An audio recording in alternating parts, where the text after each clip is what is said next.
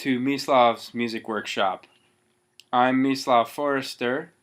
I have had 5 #1 hits on the Billboard Hot 100 charts simultaneously, as well as having 25 albums certified gold, 12 albums certified platinum, 11 albums certified multi-platinum with at least 2 million units sold, and 84 albums certified diamond by the RIAA, making me the best-selling musical artist in modern history.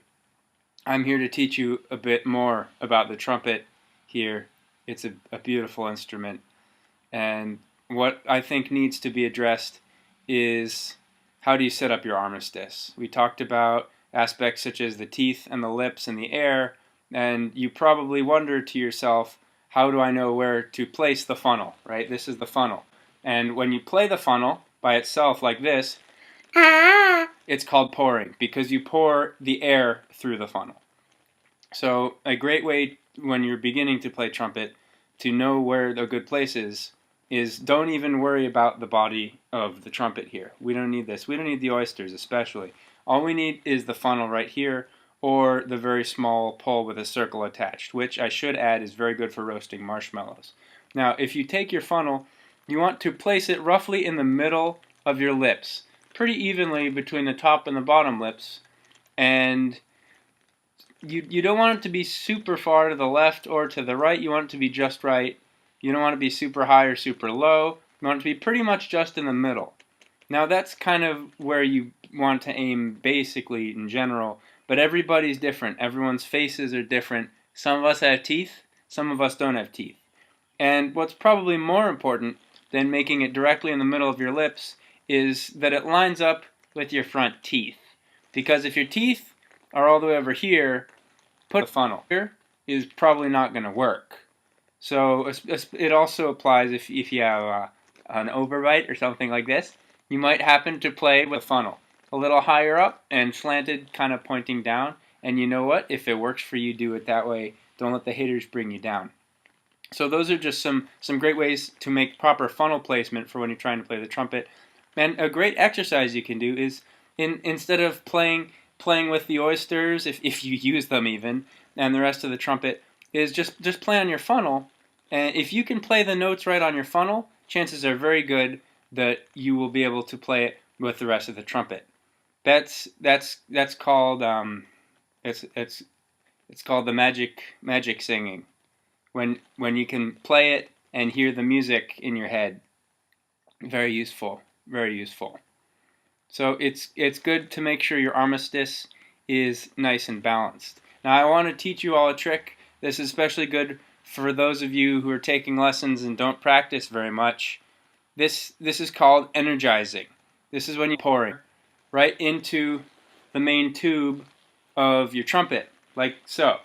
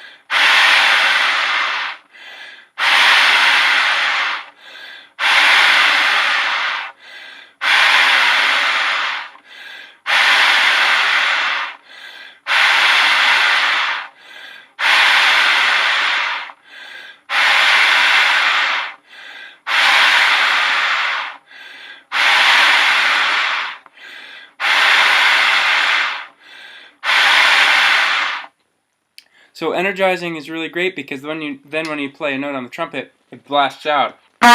It's magic. And also, if you're not practicing much, it makes your teacher look like you were practicing, because as you probably noticed, the water was dripping out of the cone as I was pouring air through it. So it's great to kind of focus your air, get that ready to go. Just to breathe, you pour the air right into the main tube here, and the great thing is the main tubes are always flavored. Mine's strawberry, so it tasted really good when I was doing that. So these are some really useful things to keep in mind. You can play on the funnel. You want to have a nice balanced armistice, not too far in one way or the other. But remember, everyone's got teeth, or if they don't have teeth, most people have teeth, and you want to place those things in the right place. And try energizing when you're having trouble practicing. Oh yeah, a couple more things. I wanted to talk to you about practicing and books. What are books, right? Everyone uses their amazing candle, right? Everyone's reading on the electric screens, things like that. Well, what you should understand is that music we read from a lot of sheets. I have some sheet music here. You'll just have to believe me because you can't see it from where you are. But I have some sheet music. It's pieces of paper with the notes on them. Now, don't just play trumpet music. If you play trumpet, let's say you got bored of your usual books, like Arbin's, Clark, Jacome, maybe the Alan Vazzuti Advanced Etudes. Those are really good. Start playing clarinet music. Why? Because it goes lower and higher. You can practice your pedal E and go all the way up to E or F instead of just doing F sharp to C. That seems pretty straightforward to me. Now, what about practicing, right? You want to sound good when you play. But here's the thing, play and practice aren't always the same thing. In fact, when you're practicing, you shouldn't sound good. Because if you do sound good, you're wasting your time on things you're already good at. Practicing should be a painful, grueling, excruciating process that makes you a better player. So don't play things that are easy. Do those tough exercises. Do crazy intervals. Practice your major sevenths. All those good things. Do excessive exercises that are harder than any music you'll ever have to play, and then you'll be golden. Now, let me demonstrate for you a little bit of a beautiful tune.